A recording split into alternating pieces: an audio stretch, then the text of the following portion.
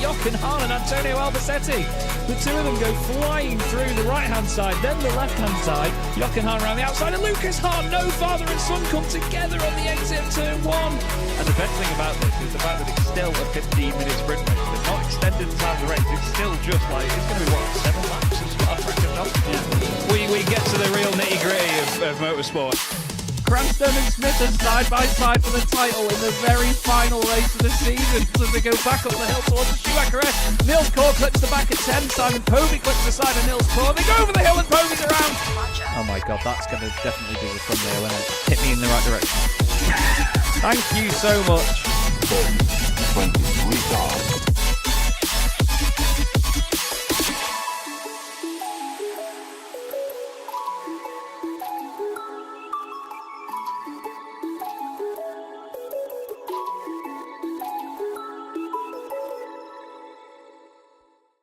Racing isn't easy, but experiencing it is.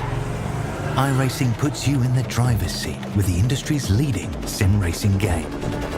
Drive on laser scan replicas of the greatest racing circuits from around the world.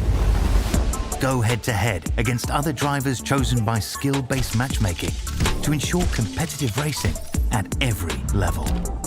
Compete across all your favorite series. In officially licensed cars, engineered to deliver the most accurate driving experience possible.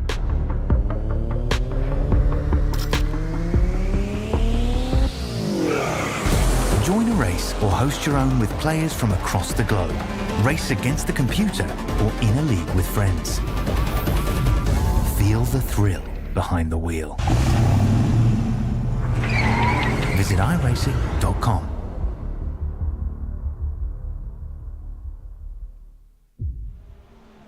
Good evening, everybody. Good evening and welcome to Chaz Draycott Media, and welcome to round number 3 in Season 7 Split A of the Evolution Sim Racing GT3 Championship here from the delightful Zolder circuit in Belgium. It's going to be a tight and twisty evening of racing in these GT3 cars tonight. Should be a hell of a lot of fun, and we're all looking forward to it. I know that the drivers certainly enjoy the challenge that this place brings. My name is Chaz Draycott, and I'm delighted to once again be sharing the commentary box for the second race meeting of the season with Ed May. Ed, we had a bit of a nightmare out at Donington last time round. We're not going to go over it too much, but great to be back at a circuit that we've both raced at quite recently, actually.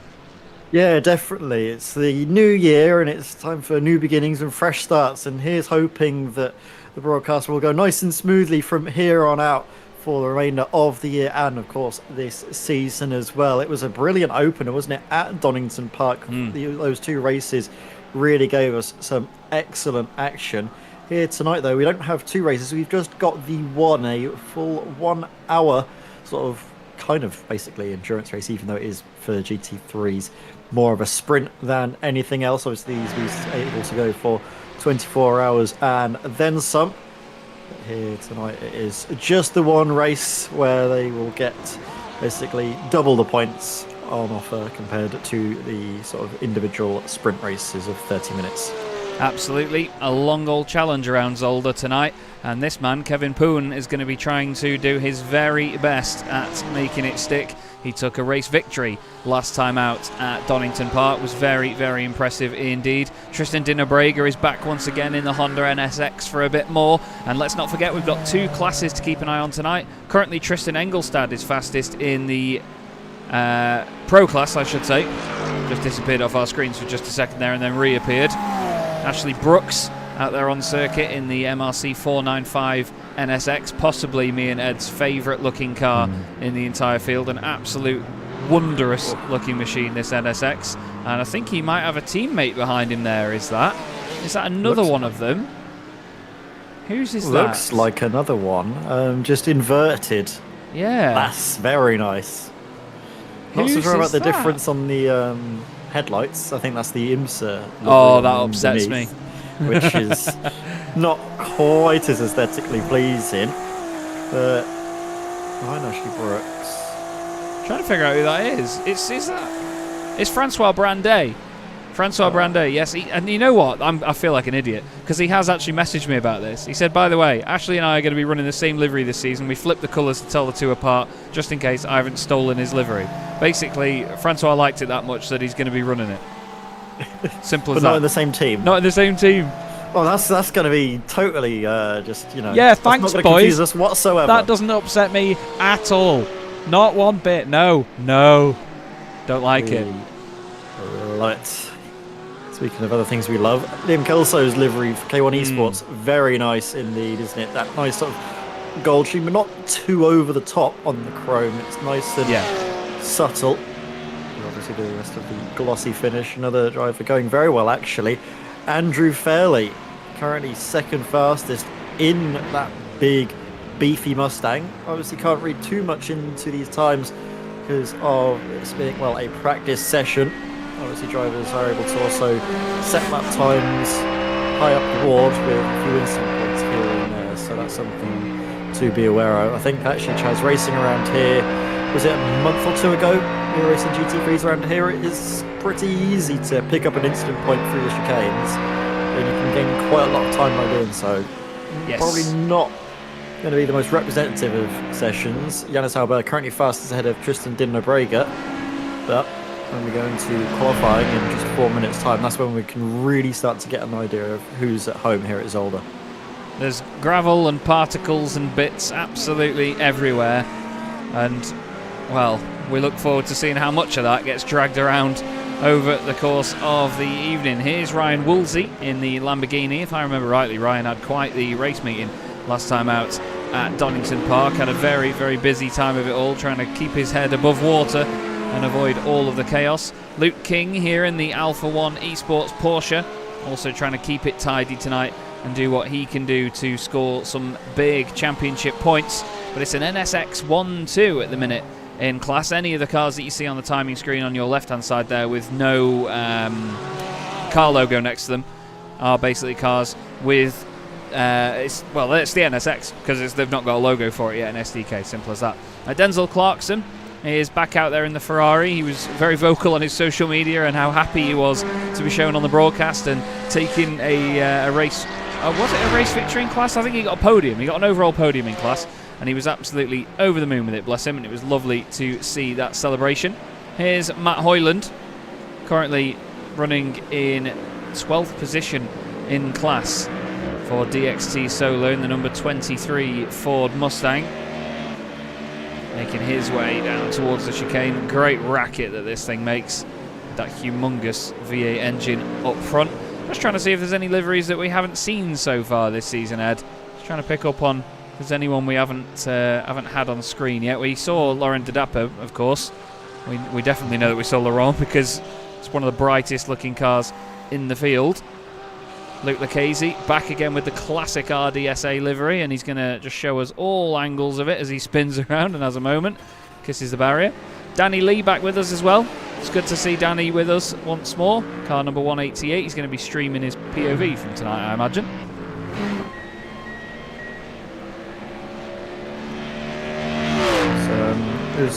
Who are some of the other ones we didn't see too much of?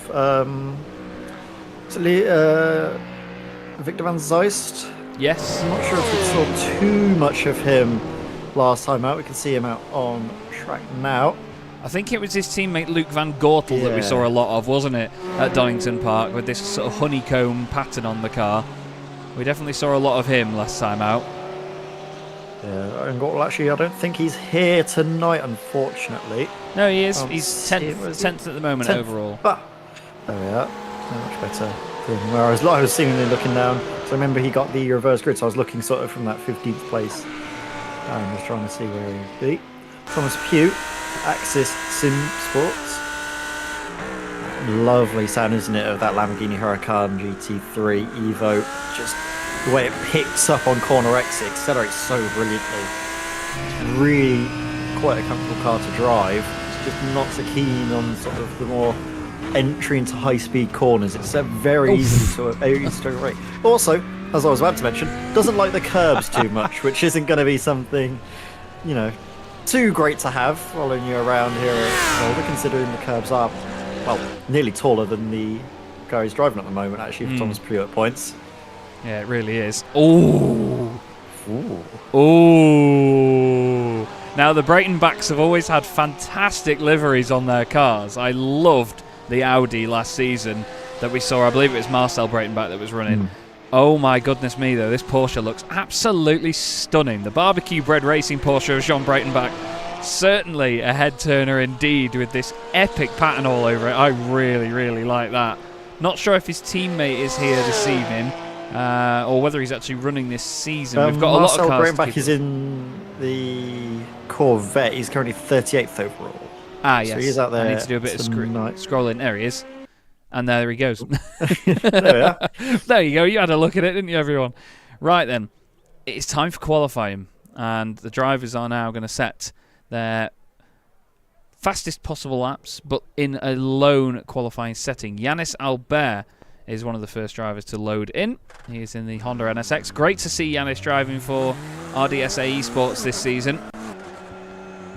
And this NSX, I mean, it's a great sounding car. You can hear the turbochargers ready to go.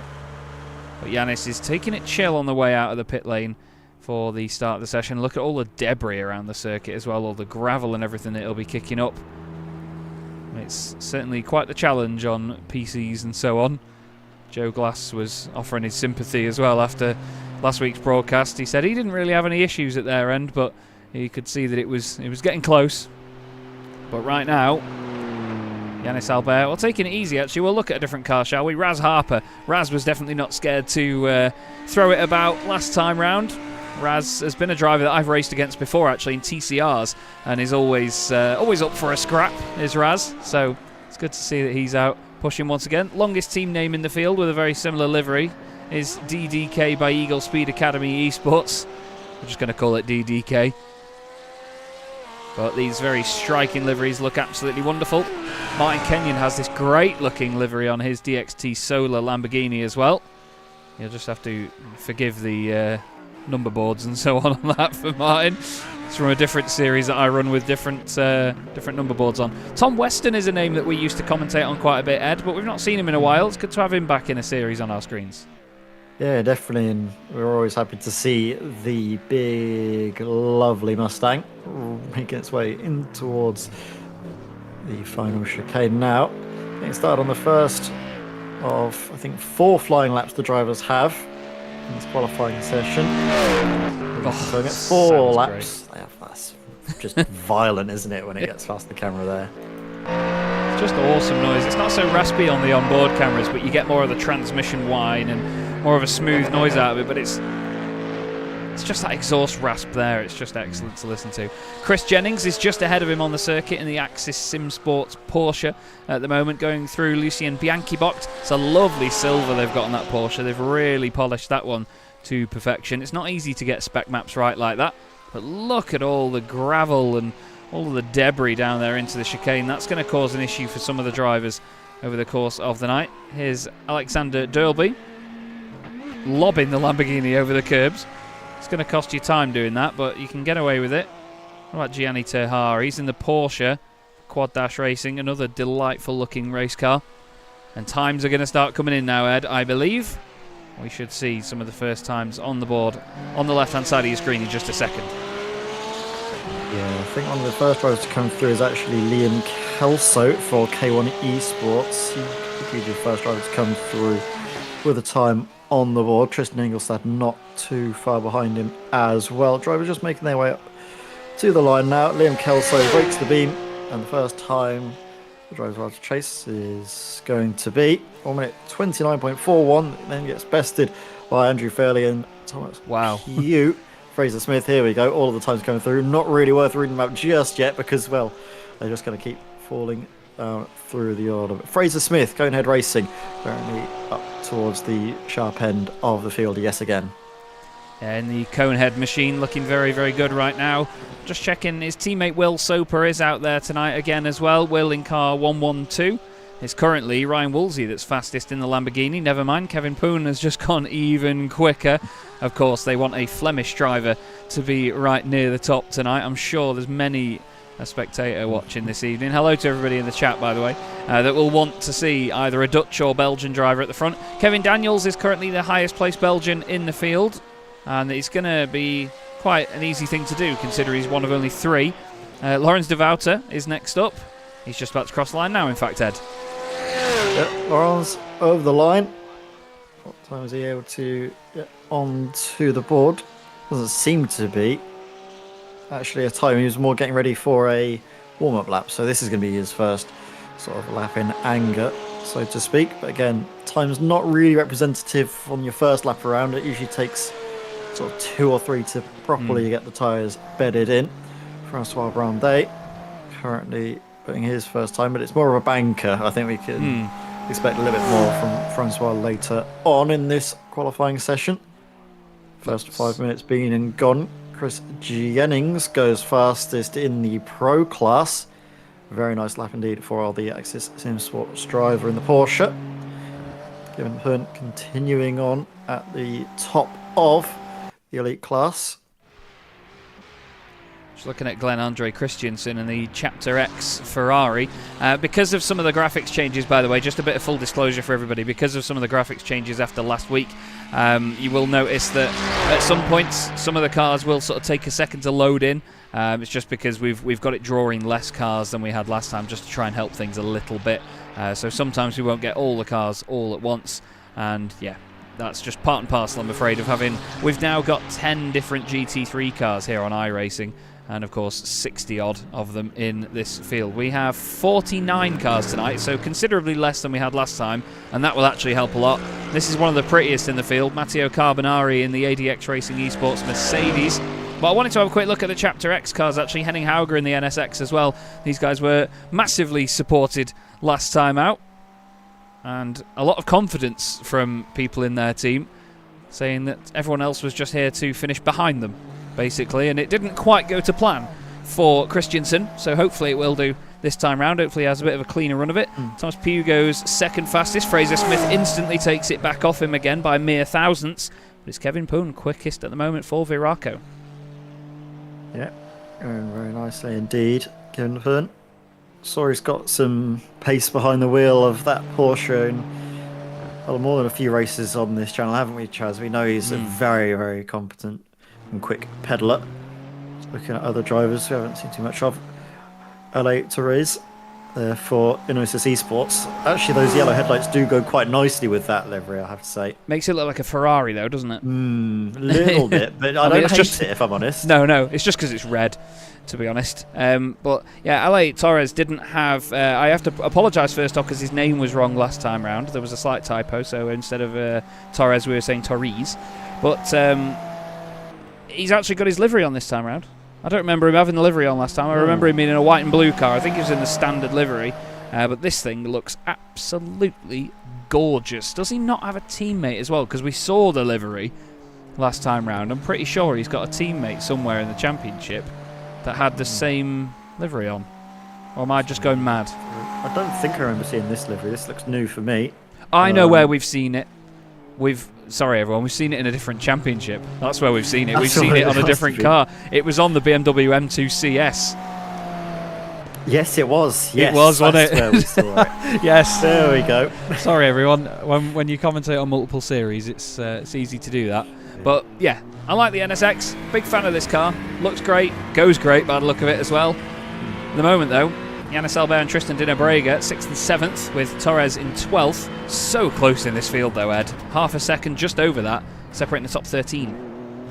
Yeah, and that's actually a good illustration of what drivers will have to contend with. Obviously, the pit stops and the pit entry around here is, well, risky to say the least. If you've got cars ahead of you and you're going to be coming into the pits, you really are running the risk of just suddenly getting into the back of them. So you need to be completely aware of everything going on at all times.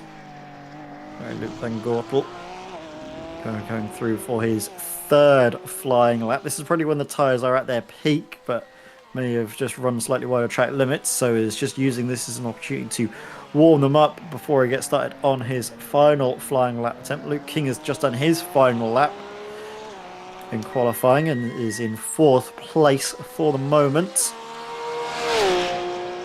Tristan Dino Brega going through around to the end of that. Giant Sahara is going to break the beam now as well. He's 10th in the elite class. Does he improve? Nope, stays 10th for now. Looking in the pro class, Jack Wyborn. He's got around about half of a lap to go. He's currently 3rd in the pro class, just behind Alex Fretwell and Tristan Engelstad. Actually seen that much of Alex Fretwell at this point in the broadcast. We'll obviously see plenty more of him later on if he continues to be as quick as he is up in the pro class. Oh, I thought he was still on circuit then, but he's actually done his laps, hasn't he? He's done all his I'm laps, sorry. which is I was worried for a minute there that I just suddenly been disconnected. My iRacing goes completely just deathly silent, which was a slight concern that I'd be going back to the old technical issues of the past. Luke King over the line, yeah, he's that Tristan Dinabrega 7th. Luke Van Gorton, Luke Lacaze coming through to round out their laps as well. They are 13th and 9th in their elite class. Luke Lacaze first over the line. Doesn't need to do much to get up the order, but if you can find a few tenths here and there, that would really help him out. Does not seem to do so though. Just a thousandth between himself and Ale Torres. Luke Van Gortel, he's going to be coming up to the line now as well in 9th place. Take the beam, with that running very close to the wall. No improvements coming through, so he stays 9th. And David Wester, he's got quite a little while to go actually. He's got this lap and one more, doesn't he, Chaz? He does, yeah. He's got another one left on the clock.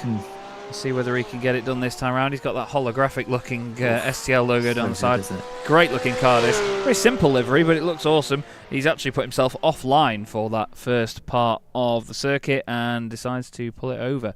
Not happy with that, down in 18th place in class. Ian Powell, last driver out on circuit for qualifying. So no pressure, all eyes on him. And yep, well, he knows it. there we go. A little bit camera shy, Dean Powell, unfortunately. Yeah. Not for the limelight. He decides to take a trip into the pits.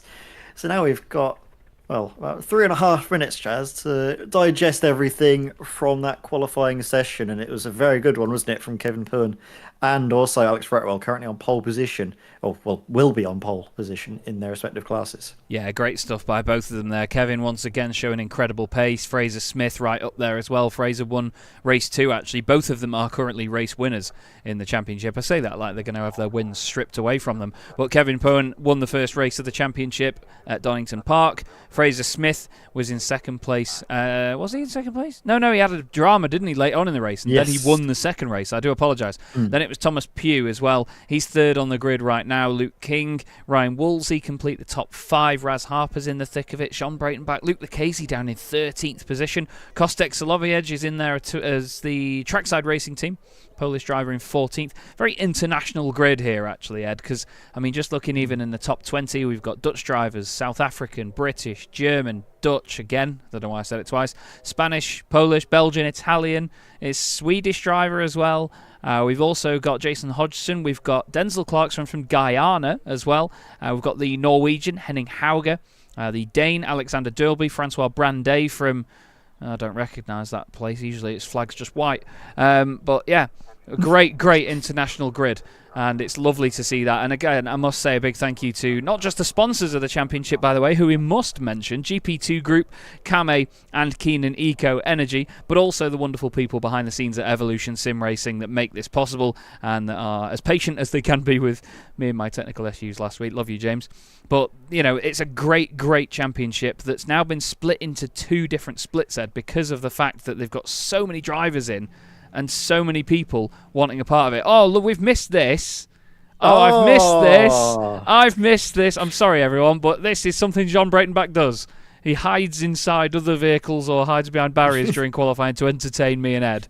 And he is currently in the pace. Hey, that's a quick shortcut out of the pit lane, isn't it? Oh, yeah. You could really upset someone's day with that. You could really just be an absolute nuisance if you want to, but... go Fraser Smith, yeah. Got a bit of shade, actually, in the midst of the race truck.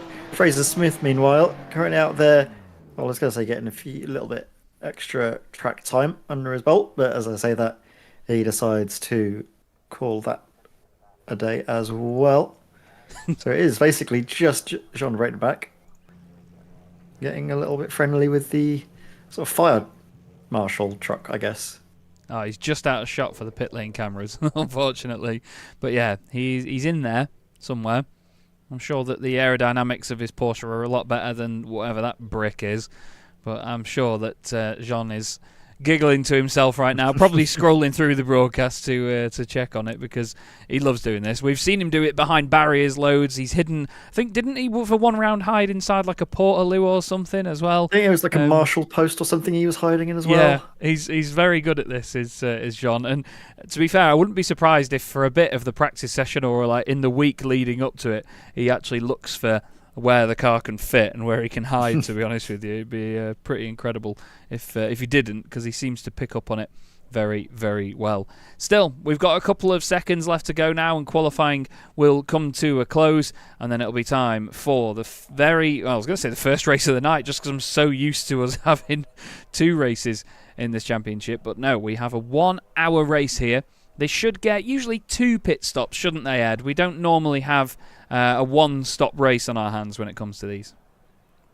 Yeah, not usually. Imagine the drivers should be able to go from just a 1-stop and then being able to make it last until the end of the race. To get the drivers getting ready on the grid for a full pace lap. There's a little bit of time to get the tyres up to temperature, but isn't going to do their fuel saving any good. No, it's absolutely not. Here is the grid then for round 3 of the Evolution Sim Racing GT3 Championship. It's Kevin Poon on front row with Fraser Smith. Thomas Pugh and Luke King make up the second row of the grid. Ryan Woolsey and Yanis Albert are on row 3 with Tristan Dinabrega and Raz Harper 7th and 8th. Luke Van Gortel is in 9th position ahead of Gianni Terhaar. Then it's Jean Breitenbach and Ale Torres completing row 6. Luke Lucchese is next up ahead of Kostek Slovic. Then we have Andrew Fairley and Daniel Lee in 16th. Kevin Daniels, the lead Belgian in the field, is 17th ahead of Matteo Carbonari. Then we have Ryan Ottens and Chris Versteinen completing the top 20, and the first of our pro-class drivers, Alex Fretwell and Tristan Engelstad. Jack Wyborn lines up on row 12 with Dean Powell alongside him. Then it's Laurent de Dapper and Robert Bakker next to each other on row 13. Matt Hoyland is next in 27th position alongside Nick Stubb. Kaz Brinkhausen is alongside Bobby Trundley completing the top 30. Another one of the elite drivers, Will Soper, is 31st with Martin Kenyon alongside him. Jason Hodgson and Chris Jennings make up the next row. Ashley Brooks is alongside Laurent van der Water. And then moving further back we have Henning Hauger in car 37 alongside Tom Weston. Mike Fowler is 39th ahead of Denzel Clarkson, and then it is all pro drivers. Marcel Breitenbach, Francois Brandet, Stephen Donnelly, Alexander Drillby, Liam Kelso, David Weston, and then we have Glenn Andre Christensen and Victor Van Zeist in 48th. Simon Wareham in 49th position completes our field. So Kevin Poon is going to be the lead car from the grid. He's going to get rolling just now, and he's got clear track in front of him here, Ed, but not clear skies, it must be said. There is definitely some cloud over that horizon, isn't there? Yes, there is, and it's a great thing that you mentioned, because this is a race with changeable weather, and there is actually an incoming band of rain, which is something that I was not necessarily going to be prepared for, and I'm not sure if the drivers were too, but I can definitely see on the weather radar in the sim that there is a approaching band of rain that's going to probably arrive onto the circuit in around about 30 minutes time. That is not going to help anybody out. Here's Kostek Slovic in the wonderful NSX. Unfortunately, it's no longer the prettiest red NSX on the grid, with the one in front of him driven by Ale Torres for Inosis Esports. Definitely one of the finest esports liveries that I've seen, that's for sure. But that's another thing that this championship has in droves, isn't it, Ed, is good-looking race cars on its grid. Absolutely. You've got, obviously, the Danny Lee Mustang in behind as well. Got those wonderful, I've forgotten the name, Hondas, even though they are called Acuras, we're going to call them Hondas, I think, for pretty much the entire season. It's a Honda.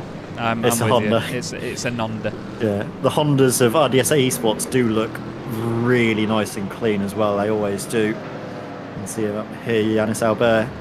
And Yannis, it's another great storyline, isn't it? Him obviously being one of the few drivers that were able to really race and match and fight with RDSA in their Porsches a couple of seasons ago, making that switch over to join them and really make them what was already a formidable outfit even more impressive and imposing. So we'll have to see, of course, how they work together this time over the course of the season. But ahead of all of them, it's two Porsches. Fraser Smith second, Kevin Pern at the very front and able to set the pace. Hopefully we have a nice clean getaway. I think there's been a few drivers jump to the pit lane, unfortunately. Liam Kelso and David Wester are seemingly in the pits already, so not quite sure what's caused that for them. But fingers crossed they can get back out and get on with the race. Kevin Pern starts on pole position, or Pern position as we may end up calling it, because he's done it twice now.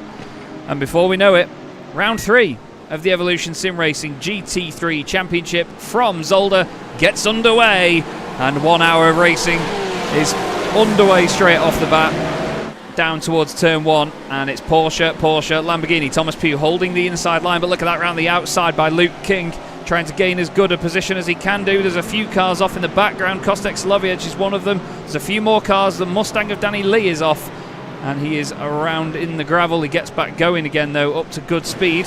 Ryan Woolsey is the next car that is sort of gaining places in all of this. Although I say that, actually, he's lost a place. So how did that happen? Because he gained one for a minute there and then lost them again in the middle of it. Jean Breitenbach trying to keep his head. But it's a really, really tidy start from our front two there, Ed. Yannis had a great start. He's up 2 places, which I think is where Thomas Pugh lost one. Same with Luke King. He gained an extra position as well. So it was a very good getaway from the Honda of Yannis Albert. Oh, I thought we were going to see a big accident there between the 2 Lamborghinis. Thomas Pugh is, well, the axis seems what's filling between 2 bits of DDK bread. Slides that up, careful on the rejoin. He's trying to stay as far to the right hand side of the circuit as possible. He cannot vanish, and I bet he wishes he could at points. Oh my god! This is 3 wide now, isn't it? In towards the hairpin, squeezing their way through, fighting for track space. Zolder is not the widest circuit in the world. Amazing how they were able to keep that without being a massive accident. But they did well there. They did very well. Hats off to everyone, especially considering that there's a big Mercedes and Mustangs involved as well. 2 of the biggest, widest cars in the sim. I was going to say, Laurent de Dapper just rejoined himself in the middle of like a V8 factory around him with all the Mercedes and all the Mustangs just trying to cling on to whatever they could around him. There's a car kicking up dust and all sorts. There's got so much of it now. iRacing, I think, have overdone it with this, because it surely wouldn't be flicking up that much gravel for that long with a little kiss. It really is a little bit overdone in my eyes, and I'm not just saying that for the sake of my CPU. Battle on for 3rd position here, Luke King. We're Luke King back at Yannis Albert through the chicane. And to be fair, with the level of these guys at the front of the pack, Ed, I do not envy any of these boys having to try and put up with the pressure that they must be racing under. Yeah, it's going to be so intense, especially for the entire hour. Usually in these 30-minute races, while the racing is always going to be just white-knuckle non-stop, you at least get a little bit of respite in between those 2 races. Here it's just going to be flat out until the very end for the full hour. Luke King using the strengths of his Porsche to great effect, the way it's able just to get that sort of acceleration out of the corner really does mean that it's going to be difficult for Yannis Albert to be close enough to try and think about any moves. I just wanted to stick on board and just listen to it for a minute. Sorry, I was just loving being on board with it, because the sort of quick fire nature and the twisty nature and the narrow nature of this circuit is just awesome. Really, really awesome to ride on board with these cars around, because it makes GT3 cars feel even bigger than they are. But they strangely suit this place, I think. It's really, really weird, isn't it? Yeah, they really do. So I was about to mention this man. You've read my mind. Alex Fretwell as Matt Hoyland. It's a little bit of a spin on. Very weird place to lose the car, actually, though, isn't it? On the way into turn number 2. Alex Fretwell, meanwhile, doesn't need to worry about any of that. He's got Jack Wyborn around about second and a half in behind. Right up there with Christopher Steinen. Verocco Esports Team Orange. Mustang. We're actually running a different livery as well this time, as we see side by side between Luke Van Gortel and Jean Breitenbach. Breitenbach with the inside line, but Van Gortel hanging it all the way through around the outside. Great confidence that he was going to be afforded that space. He's going to run out of room, leaves the door open just a little bit, and then sit on the way in at the apex. Gets a nice exit as well, so he's got a bit more breathing space. But that was great racing between Van Gortel and Breitenbach. Is that a new livery on Alex Fretwell's car? I don't think so. I'm not sure. Either way, a McLaren. Yeah. It's the only one in the field. We have not had many of them, unfortunately. I think it's a lovely looking race car, a great sounding race car. It's a shame not to see more of them. Tom Weston's just dropped down the order. He was around where these guys are, but unfortunately he has just completely disappeared from time and space. You will see some of the times on the left-hand side say that drivers are out. Do not worry about that, everyone. Like I explained before, we are drawing a few less cars this time around, so there will be a few changes there. We will keep our eye on it, though, and they are not actually changing those positions, because look, when we go back to it, there it is. So we may need to stick a bit further towards the front of the field and not look completely towards the back. I do apologise for that right now, as Kevin Daniels having a bit of a trip on home soil into the soil. There you go. Carbonari fancying a move up the inside as there's Raz Harper, and he's going to have to wait a long time. And there was actually a coming together between Carbonari and the Porsche of Kevin Daniels. We saw just a little bit of that potentially arriving. They were going side by side in towards the chicane. This was the moment here. Just up the inside, there's always an area where it's so difficult to fit two cars through there. For me, it's more that Kevin, does he come across the nose of Carbonari? Because Carbonari doesn't really overshoot as much, does he? No, I think he just overdid it there on the way in, did Kevin. Just expected more space to be given. And, well, you weren't going to fit that Mercedes down the inside of there, I'm afraid. So I think he's made his own bed there, and now he's lying in it. Kevin Poon is definitely not disappearing over the horizon here with Fraser Smith right behind him. Fraser's doing a great job at keeping this pressure on. One of them's a very lovely classic livery, the other one's a very striking cone homage. But you know what, I love them both for their own reasons. One's silly and hilarious, the other one's very classy. So I think this is a great chase that we've got going on here. It's lovely to look at. A little bit further back, Andrew Fairley is still in a great scrap as well. He's got Jean Breitenbach, Luke Lucchese and Ryan Otten's in there as well. 3 South African drivers all over him. One of them daft enough to choose the Corvette, but Ryan Otten's, he makes it work, doesn't he? Yeah, he does. It doesn't seem to be working out too poorly for him. You can really pick out those Alpha 1 Esports cars, can't you? That sort of almost fluorescent, it looks like a highlighter pen. That's what it reminds me of. It reminds me of sort of like a highlighter pen yellow with him and Luke King. Lovely sort of selection of liveries we have, though, isn't it? All just in that one little shot. Also, Breitenbach's car reminds me of sort of like an art car almost that you'd see at an exhibition. I think just because of the dark undertones of it, the dark sort of base colour of it, it reminds me of the old BMW M3 GT2 art car from a long, long time ago with all the stripes down it. Really, really good looking bit of kit. We have Jack Wyborn on our screens right now. We ride on board with him, and to be honest, what a mega job he's doing at present. Second place in class. That is the class leader just ahead. And he's got a long old time back to Tristan Engelstad, over 5 seconds. So he's doing very, very well for himself. Just going to have to see how long he can stick with that McLaren, because it certainly seems like Alex Fretwell in the number 5 car is the one to beat in this pro class. Yeah, definitely at this moment in time that appears to be the case. There's been a lead change. Kevin Poon has lost the lead to Fraser Smith, and I believe that this will be through the chicane. I think that Fraser, maybe Kevin has ended up with a slowdown penalty. Let's have a look. Slow on the exit. Oh, there's traffic. Oh no, it's Ale Torres. I saw that Ale had gone back to the pits. But that was just... I don't know what he was doing there. Has he got some sort of technical He's issues? already got damage, I think, there, but... I mean, that's difficult because...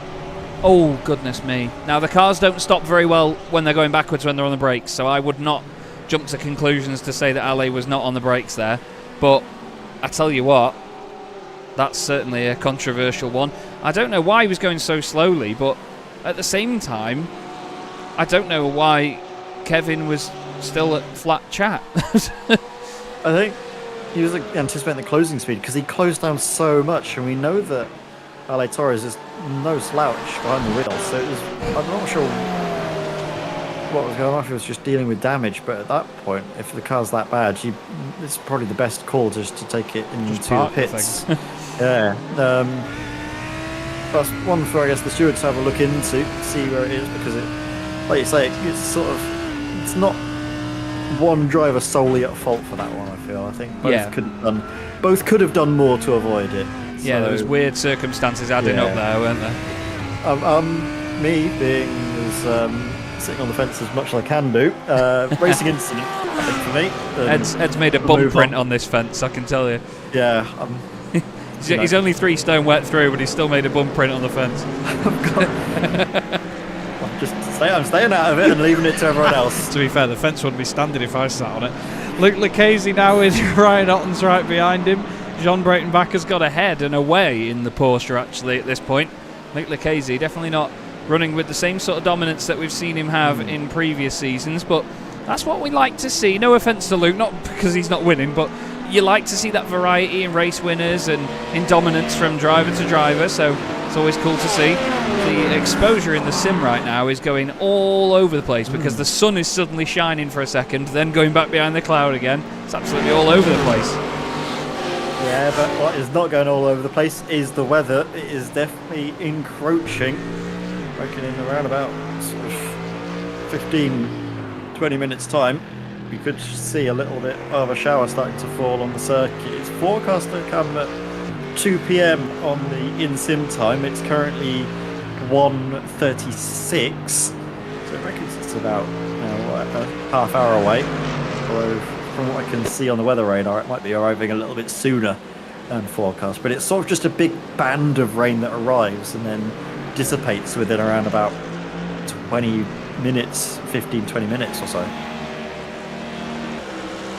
Just having a look up and down the timing, and there's nobody really setting blistering times that stand out. I mean, Kevin Poon was quicker than Fraser Smith last time by about 0.3 of a second. The only 2 drivers that are in the 1:28 at this present moment. He's got about a second over Luke King behind him. Luke is definitely not going anywhere, but Yannis Albert is quite the threat to him right now for this 3rd position and for that podium spot. But listen, Yannis is lifting quite a lot there into the first corner, so he's going to be trying to save fuel in this early stage. And I think there's going to be a few other drivers that are doing the same, aren't there?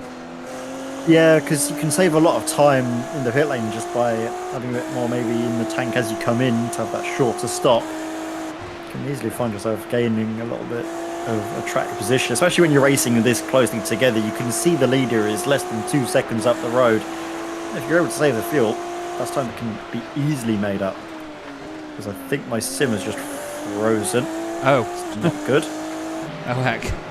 Now it'll be Radio Draycott this time rather than Radio May like we had last time. If you need to reset in that, Ed, just let me know and we will do, I think. Crack on. It's currently stuck with Luke Lucchese. I've got a lovely sound of just one note from the Honda engine, which is driving me insane. So I'm going to have to quickly reset. Hey, that's good because Luke's in a Porsche. Yeah. I know what you meant. It's all good, mate. Don't worry. Do not worry. So we ride on board now with Chris Versteinen down in towards Boulderberg Bocht, one of the coolest corner names in the world. Great mix of cars here with the Mustang, the Corvette, basically the American Ferrari, and then the 2 Porsches just ahead. Now I mentioned earlier that John Breitenbach was getting away from Luke Lucchese, and now it's very much the opposite.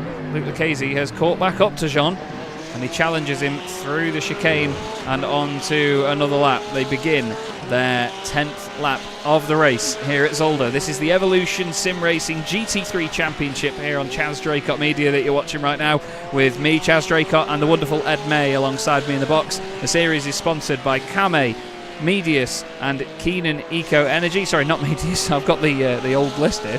This GP2 Group, Keenan Eco Energy and Kame. Medius are featuring on some of the cars that you'll see. They are an involvement in the championship, I should say. But still, great fun so far here at Zolder. Dust and gravel and bits everywhere. Almost frustratingly, with the fact that iRacing love their debris. We've got Jason Hodgson on screen, one of the only American drivers in the field. I think the only American driver in the field, actually. Currently running for Big Fast Racing in 16th place in his class. Currently 38th overall, and he's going to have to get out of the way for these elite class drivers who want to make their way through any second now. Nick Stubb running in 4th place in class, just ahead of Laurent de Dapper, and then Martin Kenyon, a regular on Chaz Draycott Media in many a series, in the Lamborghini for now, as he makes his way towards the end of the lap. You can hear that 5.2 litre V10 making an incredible noise. The Lamborghini, not the easiest thing to drive though, but Martin spends his time perfecting it and getting quicker and quicker all the time. Now the lead battle is getting closer and closer here, because Fraser Smith has now only got Kevin Poon behind him by about half a second. The blue 103 machine is closing right in now. The Viraco Esports Team orange car certainly isn't orange or Viraco branded in any single way, but the car ahead of it is very Viraco branded and looking really good right now. It's just that he needs to hold his ground, as Fraser. I think one of the key things in this race here, Ed, if you're still with me, is the fact that the weather could affect when these guys would think about pitting, because not only do you need to think about the fuel, but you want to try and time it so that you've got options when it comes to what weather you pit in, you know, whether you think about tyre changes. Yeah, I've managed to just arrive back into the session in the last sort of, well, 10 seconds. Beautiful. So I've got sound and vision here now, at least on my end. So fingers crossed we have no more hiccups. Yeah, I definitely think the rain is probably going to arrive at that crossover point. So that's really going to help a lot of these drivers out. Obviously, if you're able to save the fuel now, go a little bit longer, that does give you sort of a bigger window where you can pit into if it does rain. If the rain does come a little bit later, you're not going to be forced to pit early by virtue of the fuel. So I think that's what a lot of drivers are probably doing now, is just trying to manage it, save the fuel, just to have the opportunity to pit at the most optimal time, just considering when that changeover onto the wet tyres will be. Close, isn't it, though, all the way through the field.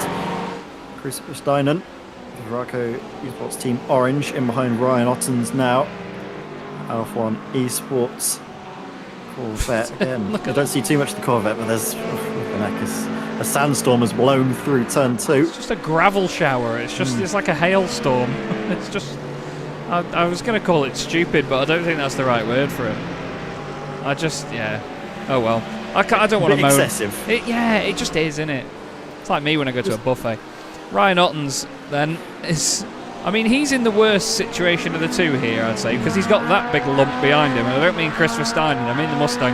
Because out of the two cars, one's a very agile, triangular little sharp-shaped thing, and it looks like a very nicely chiseled bit of kit, whereas the Mustang is just an absolute, it's a warehouse with an engine in it, isn't it? And I certainly know I'd rather have one filling me mirrors than the other. Yeah, but then you'd also rather have it behind you than in front of you, so that's the other thing, as we see in front of, the V8 convention has got another participant this time. Oh no, you can't come in here with your V10, Raz, go away. No, he says. I like that. This is the V8 convention, and I tell you what, Kostek Solovic and Raz Harper are not invited, but they are certainly causing a ruckus in amongst it. Kostek goes across the front of the 143. And there's the bouncer. Yeah. Oh, hello. Oh, and also Raz Harper got kicked out. Oh, Raz Mataz. Oh, no. It's a private members meeting, and they've been swiftly ejected from the venue.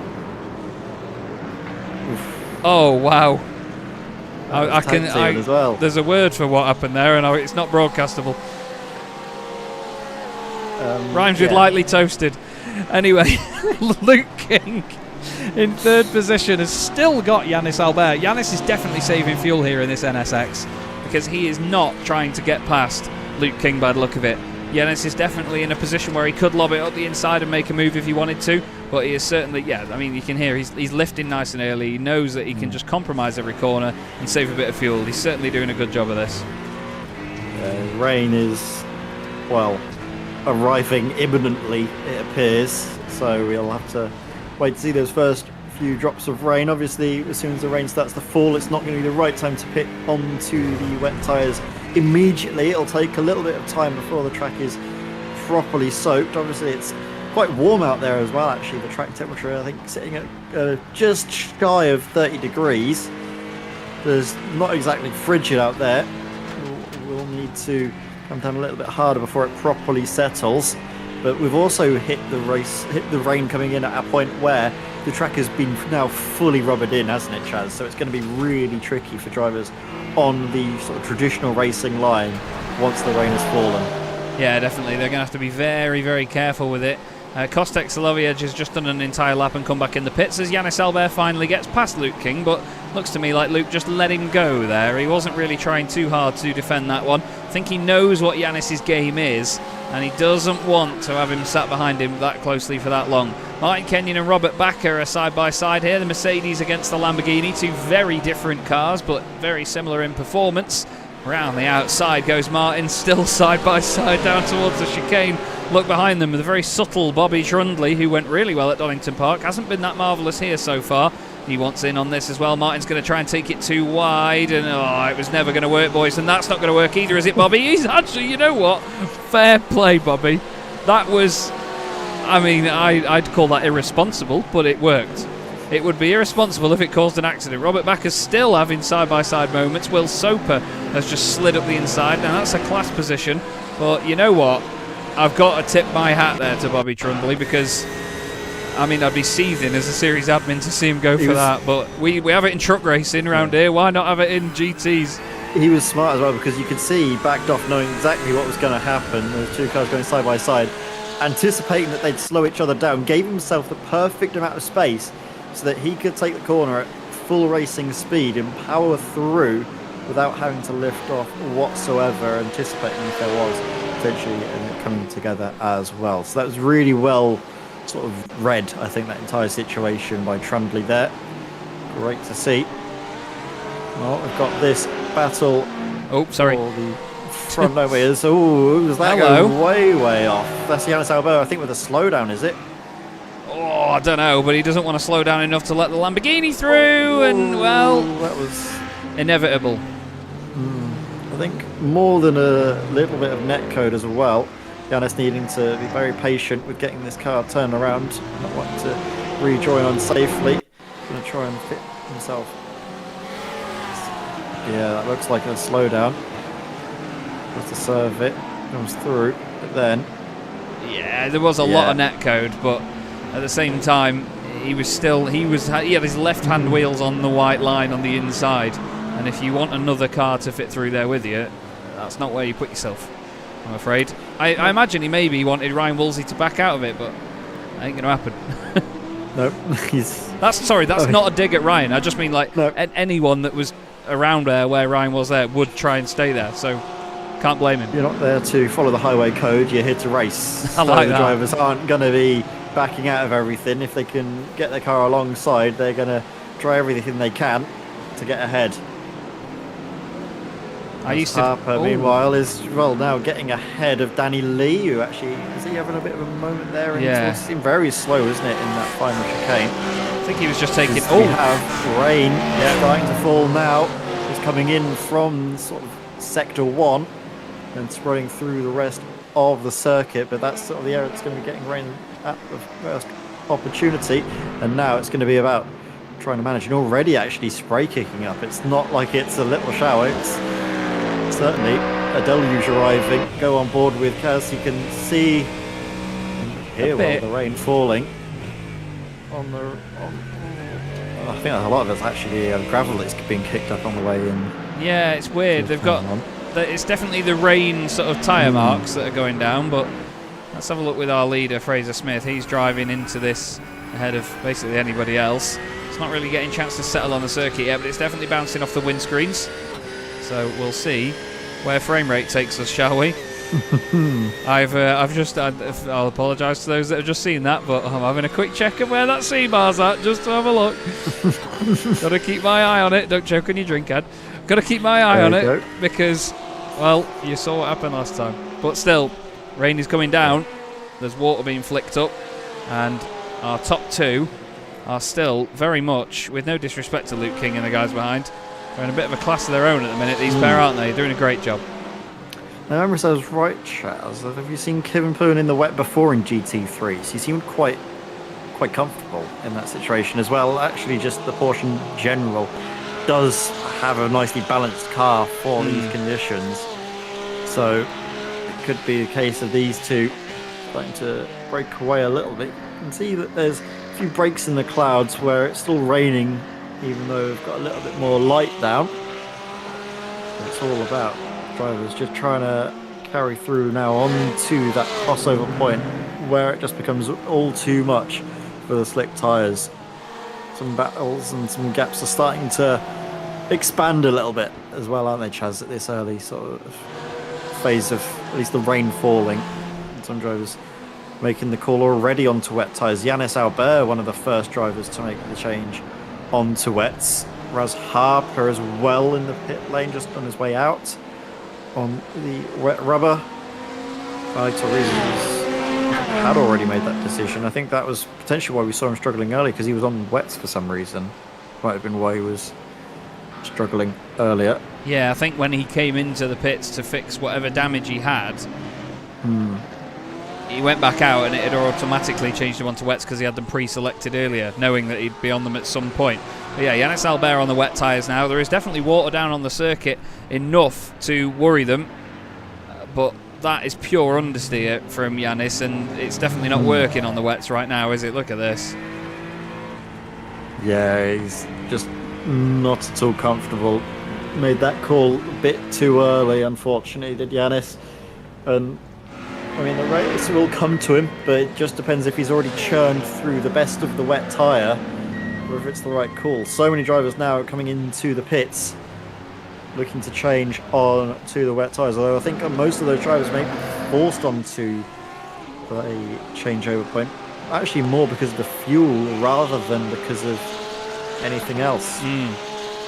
Wow, we've got a good 30 drivers sat in the pits at the moment. It's incredible how many. They're all on their way out actually at the moment, but yeah, you can see frame rate deteriorating because there's a lot going on right now. A lot of rain coming down, a lot of gravel and bits being kicked up. This circuit is going to be like an ice rink. Fraser wants to go straight on, so too does Kevin Poon. A pair of them come into the pits, nice and careful. Slow it down to the pit lane speed limit.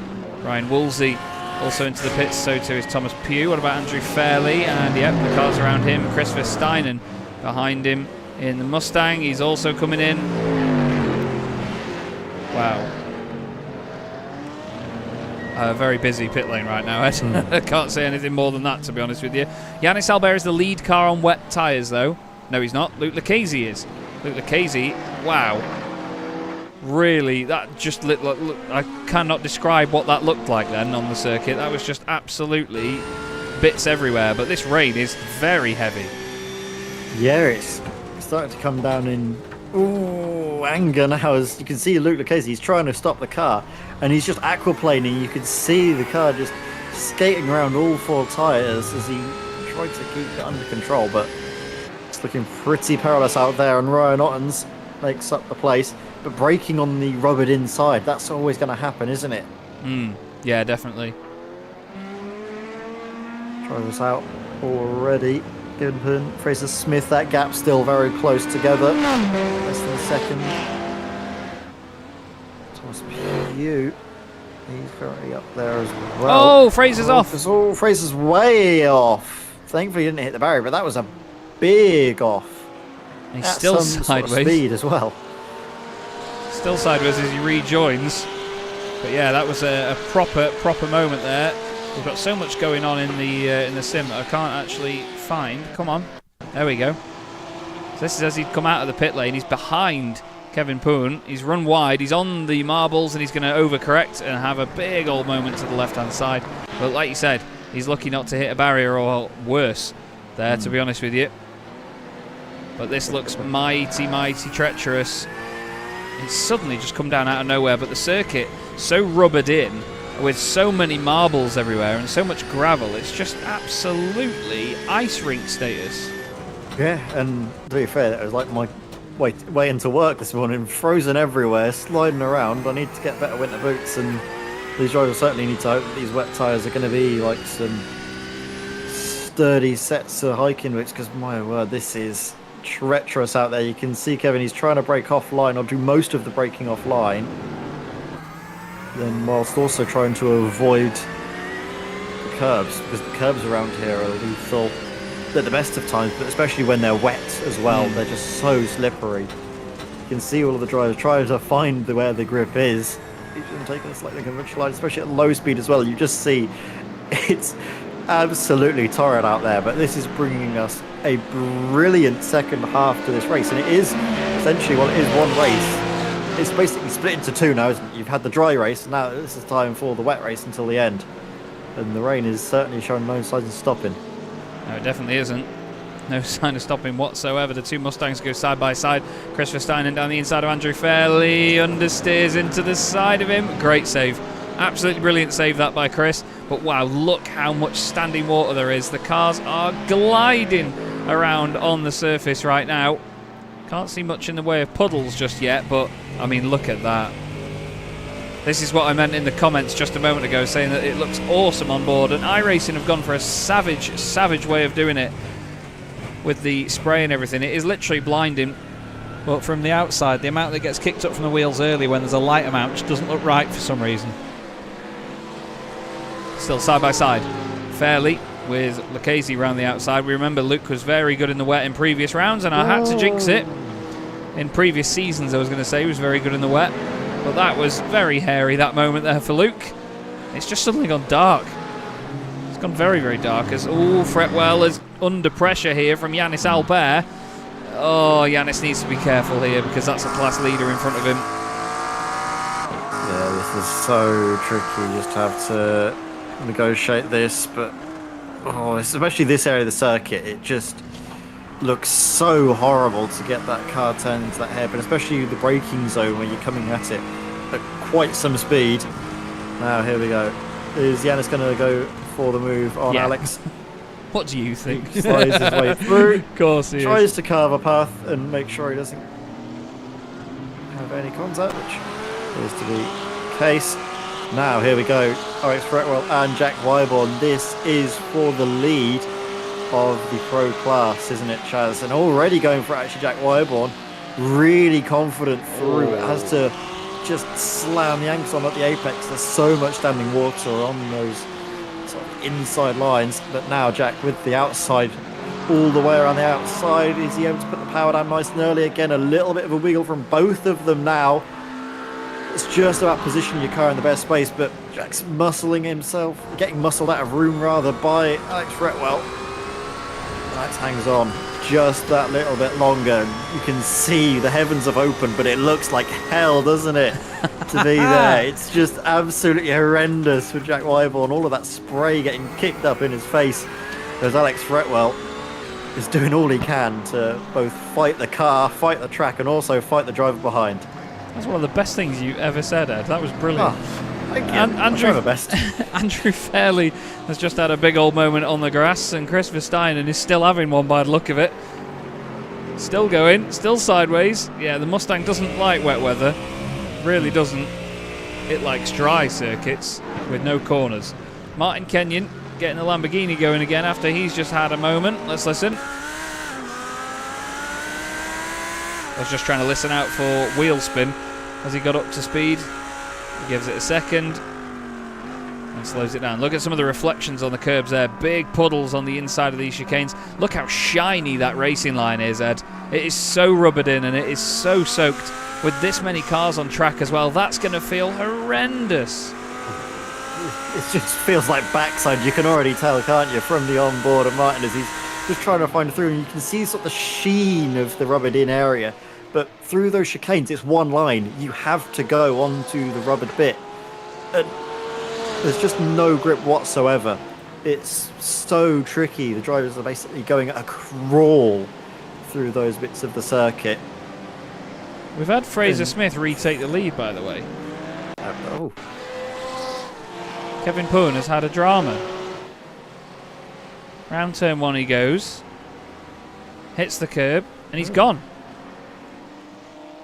Gone? I think he must reappear, because... Yeah, now he's back in front. Is in the lead of the race, so it might have been just him vanishing for a brief moment. I don't think that appears was... that he lost out. Yeah, I didn't think that was to do with my amount of cars drawn for a moment there, but... Yeah, Fraser Smith was still being drawn, and then the cars behind were as well. That's what's confused me. But yeah, sorry everyone. Connection blip potentially for Kevin more than anything else. I think that was probably what it was, because we have seen it a couple times. I think actually, Chaz, from Kevin before, where his connection hasn't necessarily been stable.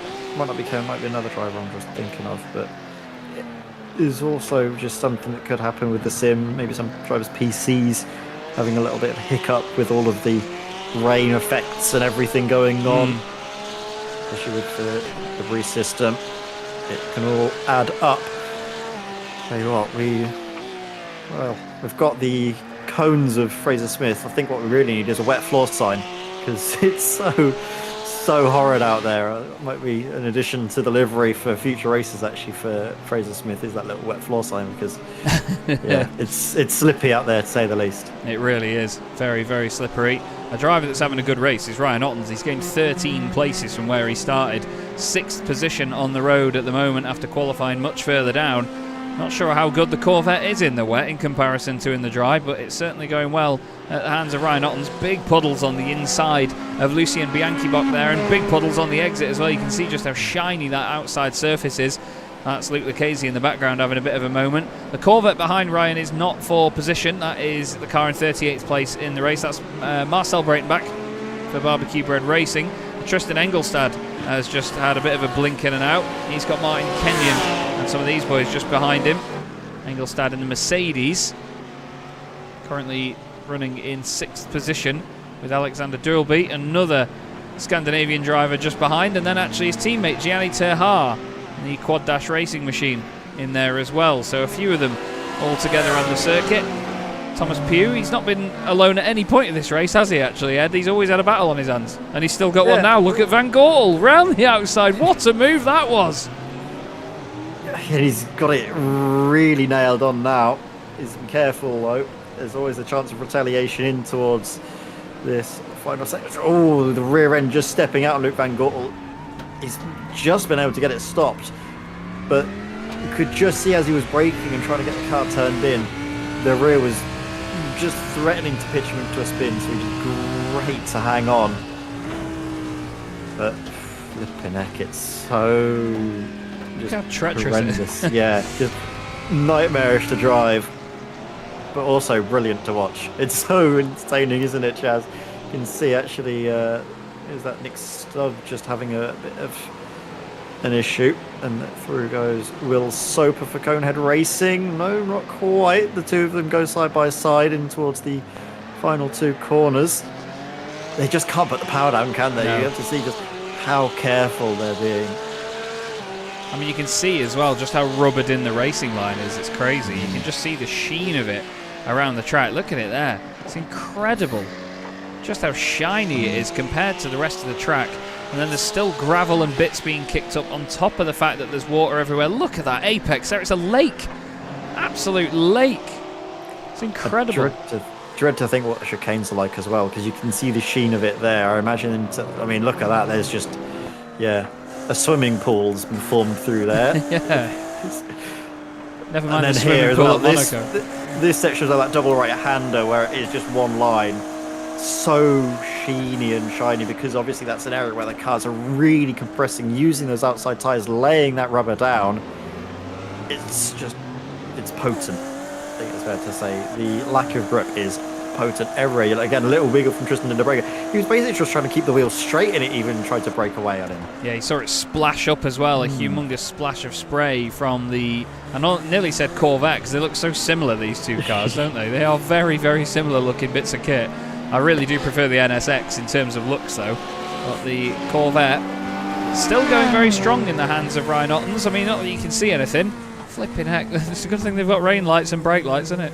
But Ryan has been really smooth, really tidy so far, at the risk of jinxing him. You know, touch wood, he's had a great race at this present moment. Lovely reflections from the curbs. I say iRacing have got that water down an absolute treat. We need to have a little bit of a look further back, if I can get my words out. Andrew Fairley is right up behind Luke King, but we also have the battle for 4th place in the Pro Class just behind. Bobby Trundley and Nick Stubb are close together. Nick lost a few places earlier on after that little debacle, but he's now got the very dull-coloured Bobby Trundley just ahead of him. Bobby's actually having a go at Andrew Fairley in the Elite Mustang. Fair play to him. Confidence in the Porsche. Yeah, every single... Oh, careful on the curb on the exit there, Nick. Yeah, it looks like there's a lot of confidence these drivers have with the Porsche in the wet. You can just see able to put the power down. That Look at that. it's just struggling so much. The Mustang, it just can't match the grip that the Porsche has at this moment in time. Oh, it can now, though. Actually, It can if you drive through a river. yeah, driving the river, maybe it's a little bit harder. But Luke Van Gortel, he's had a great time in the wet as well, actually, up 6 places into 3rd now for Van Gortel. He's having a great time of things. Jack Wyborn as well, he was behind Alex Fretwell for, well, the first half of this race until the rain started to fall, and now he sees himself leading the way in the Pro Class. Alex doing a great job in the McLaren, to be fair. It's not necessarily the easiest car to drive at the best of times, and even in the wets, it's even worse. So credit to him. Again, just really struggling on the brakes. You can see it just threatening to over-rotate to any opportunity. It does look like the Porsche is the best car, at least on this circuit in the wet. Yeah, it certainly looks like it's one that fills... Oh, there's Nick Stubb. I was going to say it fills the drivers with confidence, but I think Nick was more evasive action than loss of control there. I mean, well, one came with the other, as that is the number 22 Porsche just behind him, trying to... That's Chris Jennings, trying to stay out of trouble.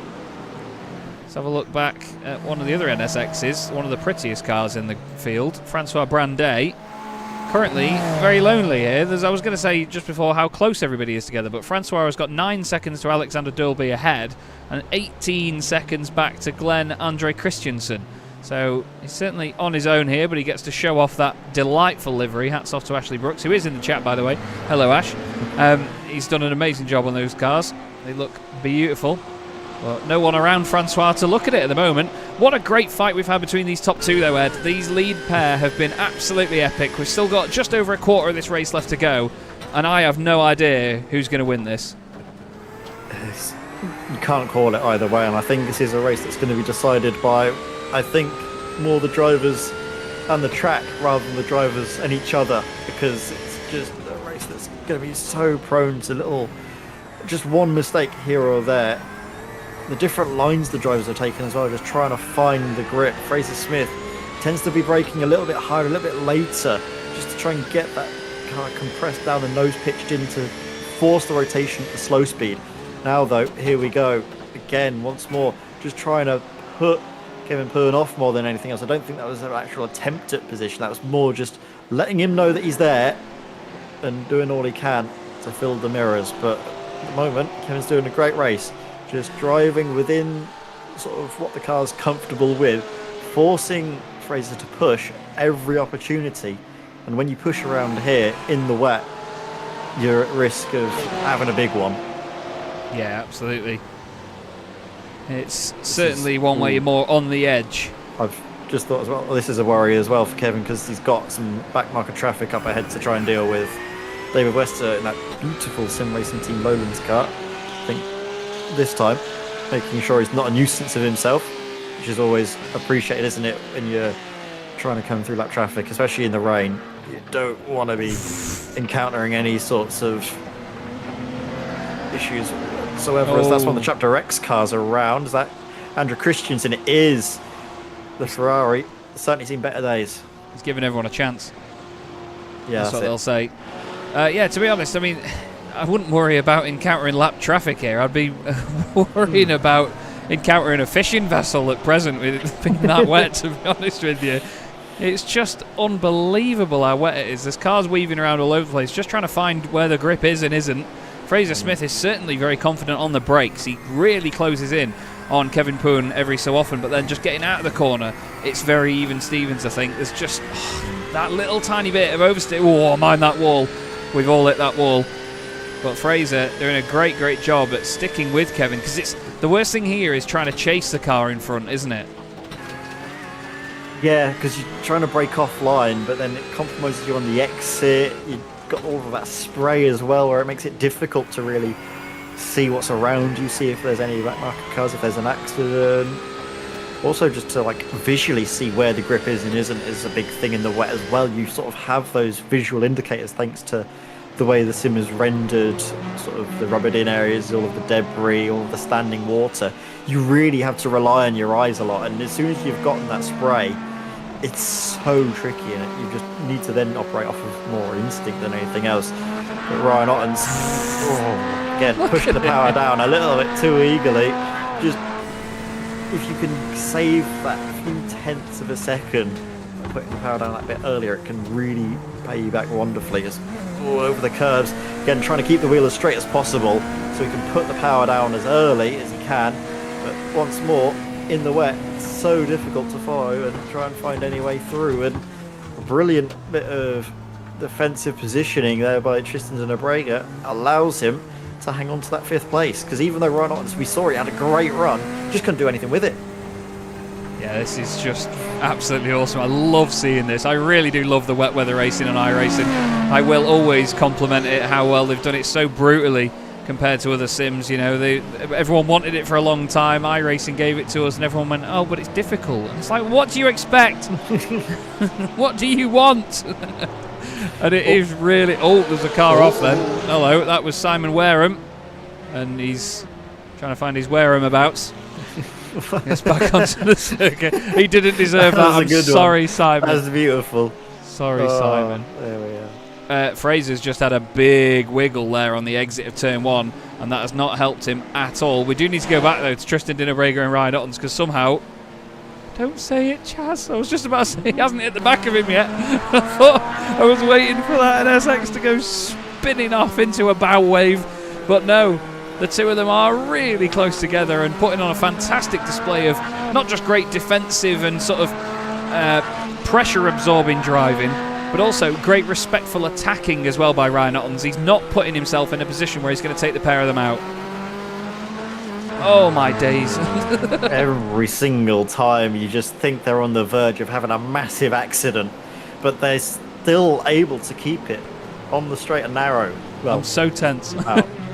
Imagine how the drivers are feeling if we're just like this. It's just constantly fighting the car at every corner, at every apex, just avoiding the standing water. Because at every lap it's going to be different with the rain, the way it's falling, all the spray, the standing water sort of...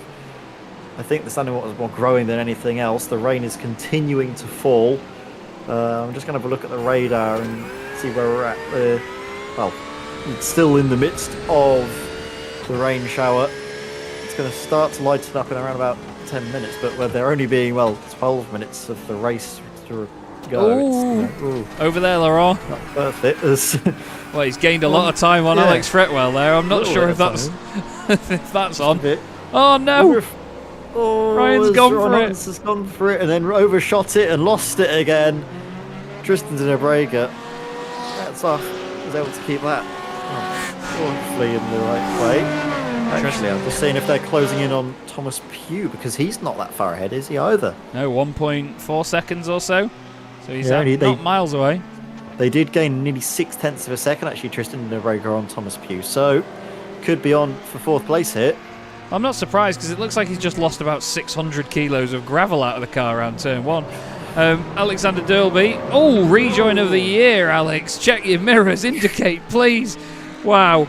Okay, hold on to your hats, Robert. You've not got a front end of the car to lose, but you might find that there's more to lose if you hit that Lamborghini. That was... scary. Yeah, one of them. As you see now, Robert Backer.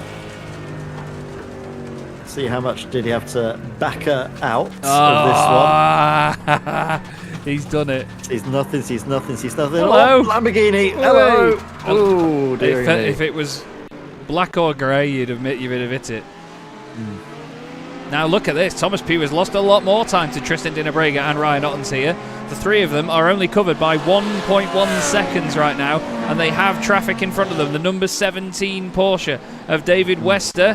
That was late on the brakes there by Tristan Dinabrega. Ryan Ottens now right up behind the NSX once more. The Porsche surely is going to move out of the way on the left-hand side. Is he going to get out of the way of all three of them? No, he's not. He may get in the way here as Wester goes to the left, or west, as contact between Ottens and Dinabrega. That was always coming. I think Dinabrega just drifted over to the right slightly in the braking zone, but look how much they're struggling to get the power down. This is epic stuff. I'm loving this. I am as well, the drivers. Hopefully they are as well, but I wouldn't be surprised if they're just counting down the minutes until this is over. Ryan Ottens looks like he gets a good run out, but then just finds that standing water, causes the wheel spin, sort of arrests all of his momentum. Now John Breitenbach is arriving on the scene. What was once just the pair of them, Ryan Ottens and Dinabrega, has suddenly become, well, I think it's fair to call it a bun fight, I think is the right word to use, isn't it? Just constant battling everywhere you look. There's Alex Fretwell and Laurent Dedapper, well, going at it in towards their one. This was actually just a few corners ago in towards that final chicane. Was Dedapper very late and running, well, all the way through and off the circuit. So I think Lawrence was actually giving up that position to Alex Fretwell. There was a tiny touch on the way in as well, and I think that's what put Laurent way off the track. Are we going to get any more pit stops, by the way? Because I don't know if the drivers have saved any fuel with this being slower, or whether it is just going to be the single stop. Either way, Yannis Albert and Jean Breitenbach are now on this fight as well. It's a 5-car fight for 4th position. Luc van Gortel is 9.8 seconds up the road from Thomas Pugh, so he is going to be nice and safe as long as he keeps it pointing in the right direction. But the rest of these lot, well, they're going to battle right to the end. Whoa, a kiss there from Yannis to Jean. Yeah, it was more than just a Jan kiss. That was a big Jan smooch. He got onto the rear bumper. John Breitenbach, but definitely right in the midst of all of the action here. It's crazy how quickly it comes out of the spray. It's like you're driving along, there's a cloud of water in front of you. Not that clouds are made of anything else. And then all of a sudden, it's like somebody's put a Porsche in reverse. It just suddenly arrives out of the spray, look. Spray, spray, spray car. And then all of a sudden, you've got to find a corner amongst all that as well and not hit the back of it. Back at the front of the field, Kevin Poon slides into shot, bangs it off the rev limiter as he spins up the rears through the water. And like Ed said before, the heavens have opened, but it looks like hell. I don't think it's necessarily raining as heavy anymore, but it's still definitely coming down, isn't it? Yeah, we're still getting sort of that moderate shower, but just having a look, it is now getting towards the period where it is just dissipating, and I think Fraser's been doing that for, well, most of the past sort of 25 minutes, I think it's fair to say, of just trying to throw Kevin off. But all it takes is for one little bit of standing water, one bit of just mistake, and then all of a sudden you're seeing 2 Porsches becoming one. I was going to say Fraser Smith is just struggling to find a way through and past, I think, is the main issue. Yeah, because it's not in the dry, it's not as easy to get both phases of the overtake done in one go. You said he's done it for the last 25 minutes. To be honest, Fraser's been doing late on the brakes down the inside for the last 25 months, if I know him right. He's an absolute demon on the brakes, is Fraser. That's one of his absolute key attributes. Gives Kevin the hurry up on the exit of the corner. The thing is, you can't risk then lifting off the throttle to then put it down again and re-spin up the rears. So he has to give him that kiss and just hope that it doesn't send him, as Fraser really sends it up the inside. Wow, he's definitely one of the drivers that will do that, but it's to his own detriment, though. That was lovely by Kevin. Absolutely lovely, that. He just knows exactly what he needs to do, and he's driving this race to perfection in the wet. He's not cracking at all under pressure, not worried about what Fraser's doing, just letting him get on with it, you know, just letting him almost scream at the wall, and Kevin's just going to keep on doing what he needs to do to hang on. This is the battle for second in class, by the way, and Bobby Trundley has just got ahead. Third in class, just got ahead of Alex Fretwell, who has damage in his McLaren and issues by the look of it. He's got elite class drivers around him as well, so he's not really having a good time with this. He was leading the race so well earlier on. Laurent de Dapper got ahead of him. He's now only 2 seconds behind Jack Wyborn and could go on to win this class. We need to have a look, though, at the overall race lead and keep an eye on these boys because they've got traffic aplenty in front of them. Yeah, I think that's saying it very lightly, as you can just see a huge amount of cars that are about to be a lap down. There's the first of them, Gianni Tahar for Quad Dash Racing.